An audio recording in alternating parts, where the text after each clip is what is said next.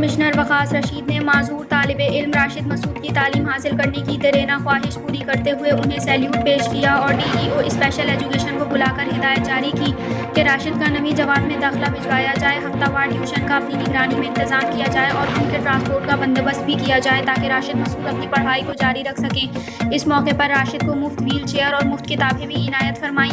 Deputy commissioner نے مزید کہا کہ اسپیشل بچوں پر توجہ دے کر انہیں معاشرے کا فعال شہری بنایا جا سکتا ہے۔ یہ بچے بھی ہمارے دوسرے بچوں سے کسی بھی طرح کم نہیں ہیں۔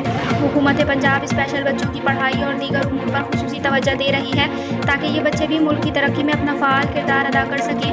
ان خیالات کا اظہار انہوں نے اپنے دفتر میں راشد مسعود ولد ملک غلام حسین سکنہ کالونی روڈ محلہ محمدی میلسی کو بلوا کر کیا۔ ڈپٹی کمشنر کیپٹن وقاص رشید تمغہ رسالت کے احکامات پر سی ای او ایجوکیشن وہاڑی حافظ قاسم اور ڈپٹی ڈائریکٹر سوشل ویلفیئر کی راشد مسعود کے لیے کتابوں اور ویل چیئر کی فوری فراہمی پر اس کے اہل خانہ نے ڈپٹی کمشنر کیپٹن وقاص رشید تمغہ رسالت کا شکریہ ادا کیا۔